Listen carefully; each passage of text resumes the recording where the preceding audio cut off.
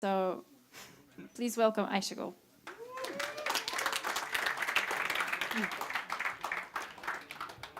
Hi, everyone. Thank you for the warm welcome. I'm so excited to be in Belgium. This is my first time ever. And first time I ever started to do 3D, get interested in 3D. First thing I did was to model something in Belgium, so I'm so excited to go and see it in person. Oh, oh, okay.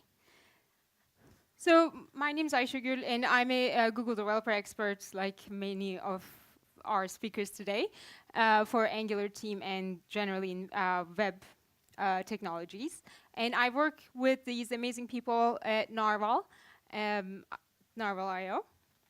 And we do some consulting for enterprise Angular applications.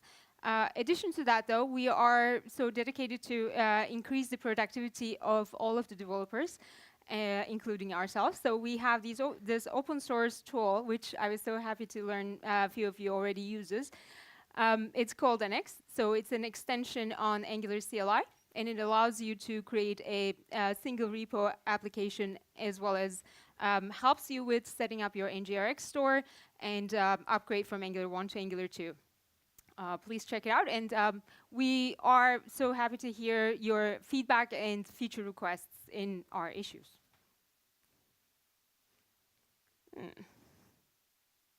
Okay.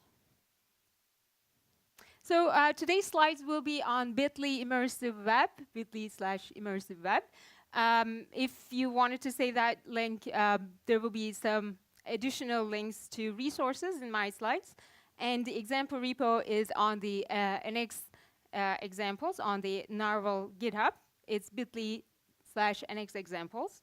And I have two different repos for you. They're different because one of them, the one that I really want to show you today, is not available on most of the devices. It's only available on Pixel and a specific version of the Chrome, and as well as a version of iPhone. But the second one is available on the web, so it's much easier to see. All right, so we will talk about the WebXR device APIs and some of the tools that can help you get started. I hope you get excited. So reality is where we live, and then the virtual reality is a totally immersive experience where everything is created artificially, and it's a very good place to hide at work, especially. And but you have to have these devices, and then you are totally immersed in the experience, and it's cut off from the reality. Where augmented reality is extending that reality with additional 3D images or like 2D, some more information, and extending our today's virtual reality. I mean, our own reality. So this is the demo that I prepared for you. It's really hard to show it. So I filmed it for you. Yeah, it's my room upstairs. And this is the dinosaur. Let's call him Jeff. The characters are not related to the real people. It's totally fictional.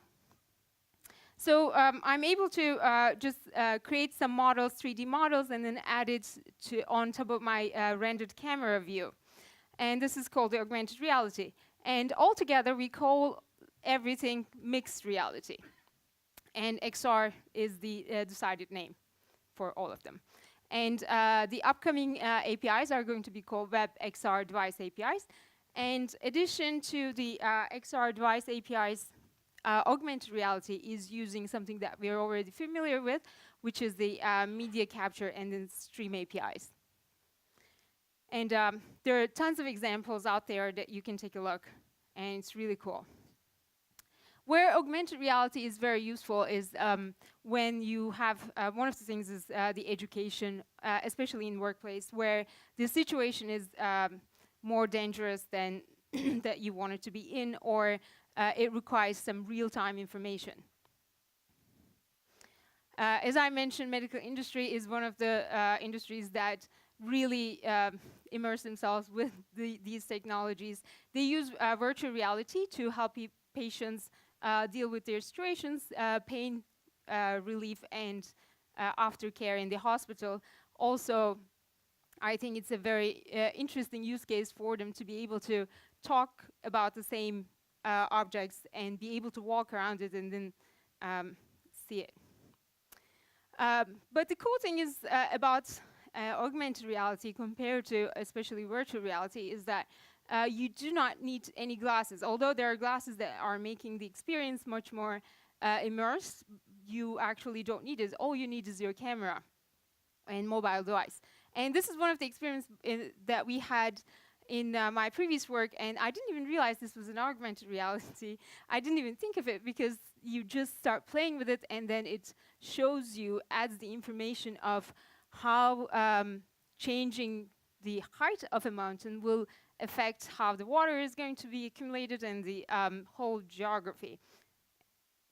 If you come to San Francisco, you should see it. And how this is all happens is through the WebGL API.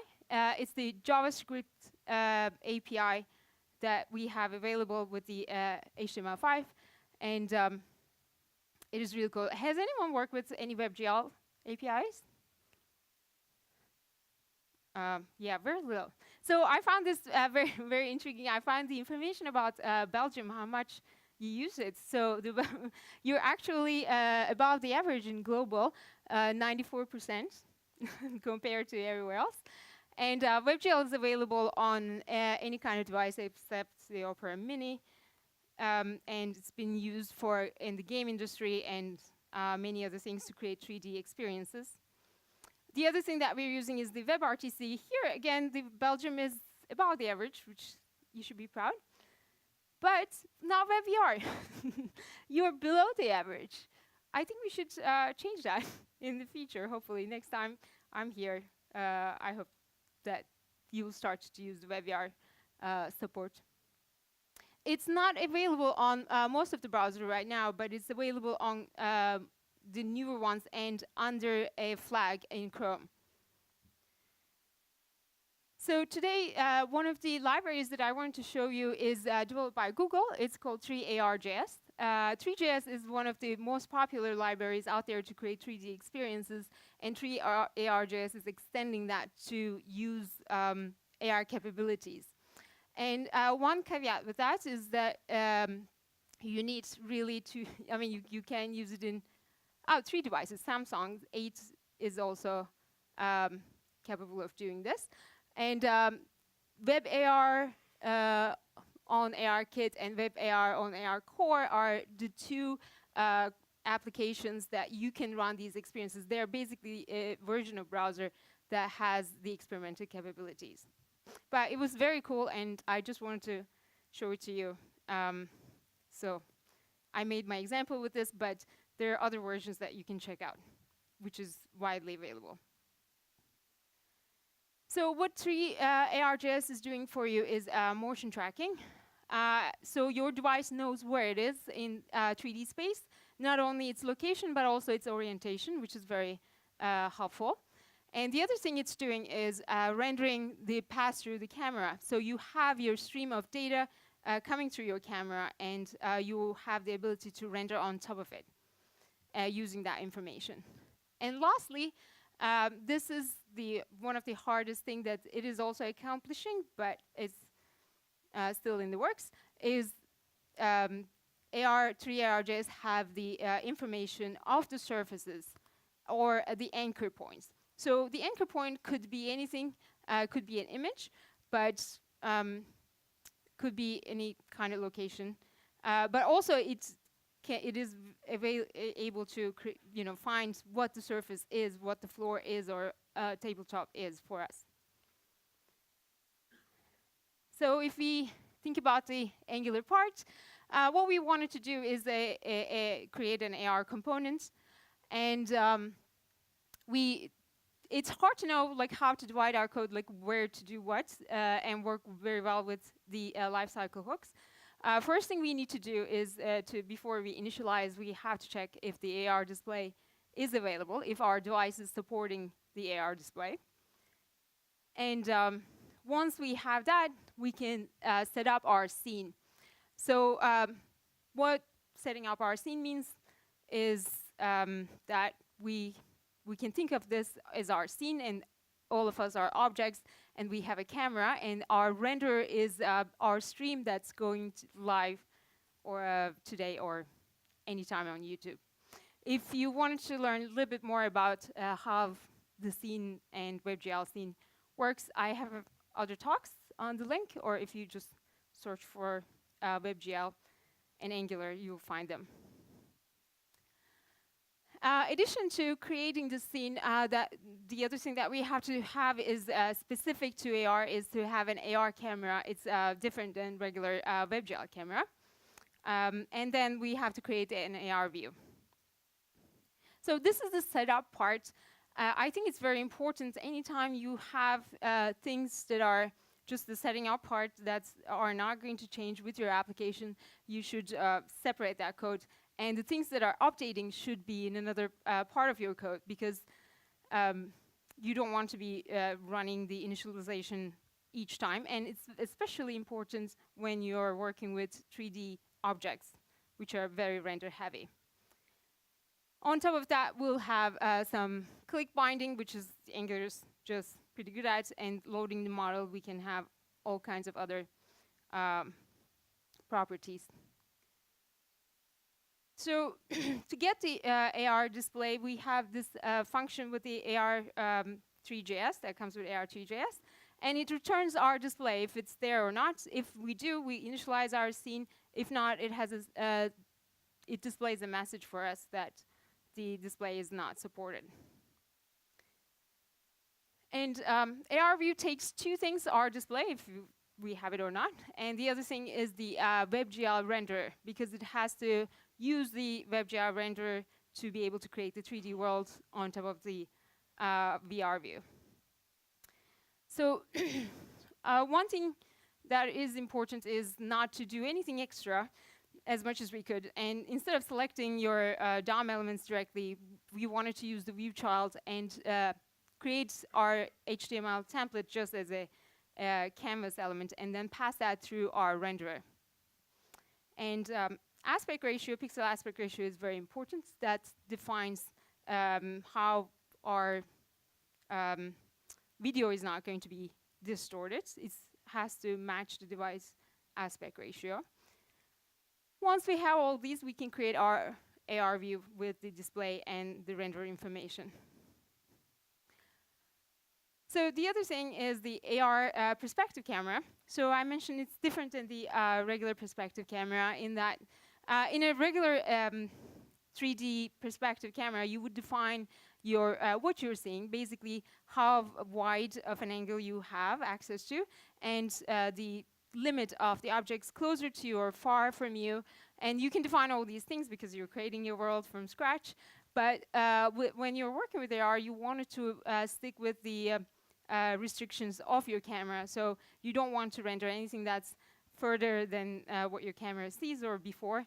And same thing for the focal view. So that's what AR perspective camera needs to display properly. And after that, we have the VR controls. What VR controls does is syncs our 3D scene with the stream scene. So the position and orientation information is synced between your camera. Anytime you turn, or change the orientation of your camera, your 3D scene's orientation changes as well. Once we have all these, the other things we can do, like adding lights and shadows and things like that, and the model in our setup function. And lastly, we have to tell the setup, okay, we set it up, then we have to render. And the render is, as I mentioned, is very, very important because it has to run 60 frames per second for it to be very natural for a human experience. If it lacks, if we can't do that, then everything seems very chunky. So that's a lot of calculations. Anything on a 3D scene is not actually there. It's not an object that we are turning or like an HTML element we are moving. It is just the definition of the object, and each time we are defining every pixel. We are just rendering every pixel when we turn our camera. So it's very computational. So we wanted to take that out of our zone. We don't want Angular to keep running the change detection every time we try to render. Luckily, with Angular version 5, you have the option to turn off the NG zone for everything. So if you do that, what happens is if you have async data that you're using with the async pipe, everything will render and change detection will work as you would expect. But other than that, if you have anything else, then you have to manually define your change detection. This is something to consider to improve your performance overall. So update function is where we where we have to be really, really careful about not putting anything extra, because this is the one part that runs 60 times per second. And what we do is we say the AR view to render, and then the camera updates the projection matrix. What projection matrix is? The matrix information that has the orientation plus the position of your objects.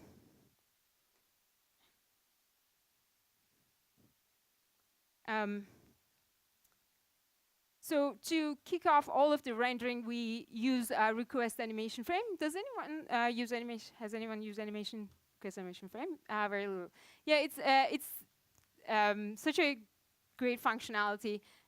Before we would have something like set intervals to run the same render function over and over. But what request animation frame does is it knows when the render loop happens in the browser, and then it optimizes everything else according to that. And it also saves you some battery time when your user is going to another tab. Then you don't have to try to render everything. And it's not just for animation. You can use it for anything else that requires you to re-render. Finally, to have something interesting to show, we have to load a model. For that, we have some OBJ files. That's a very common format that you can find online. But we have all kinds of formats.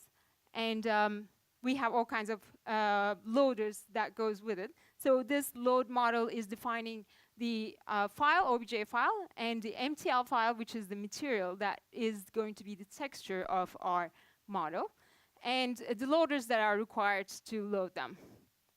And we have a callback function. Once we have our model, then we can define its position and add the model to the scene. So click events are very interesting. We can get the touch events from our device, and then we have to check if there's any hits. So there are many ways to find like how you hit an object, because there's no real object that you're hitting. But one way that is being solved in many places is that you are raycasting through your camera, or actually through your mouse or your click event from where you are to the scene. And if it's hitting an object, rendered object, then it is actually a click event to the object. And this is the scary looking part. So we have the matrix data, I mentioned it. So it has the orientation. Matrix is a 4x4 array, basically. And most of it is the orientation, and the last 3 is the position of the object. And once we have that, we define the hit from that click event to set the matrix position of our object in this case.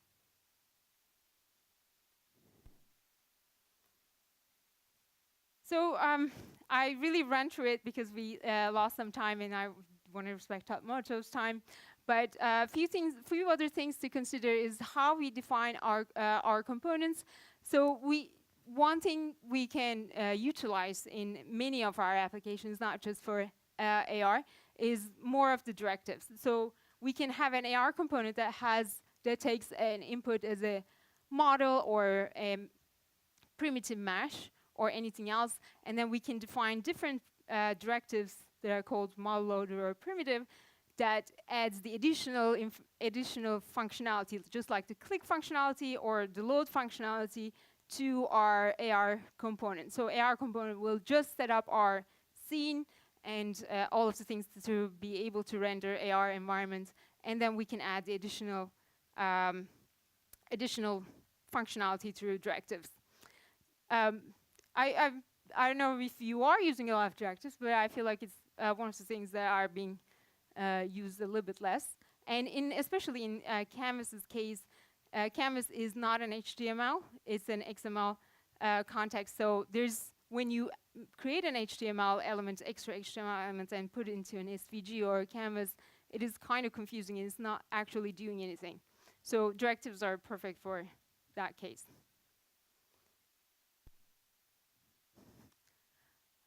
So there are some amazing tools out there. Poly is some community for 3D models published by Google.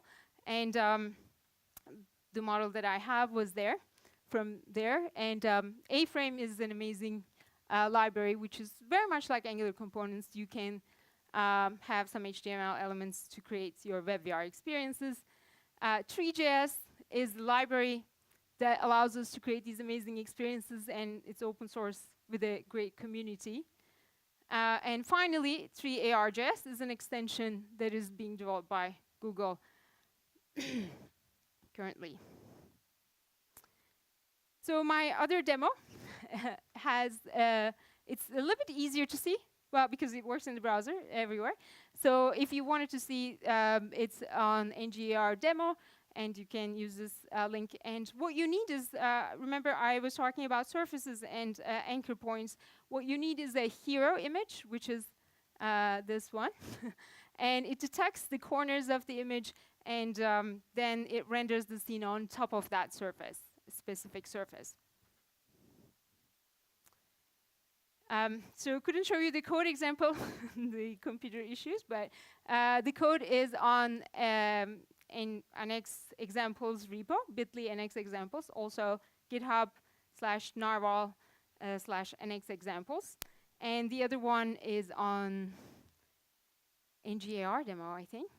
And I hope you check it out. And if you have any questions, feel free to reach out and ask it away. You can find me on Twitter at icesomething, or you can tweet directly to Narwhal. I hope you enjoyed it. Hope you create something and let me know. Thank you.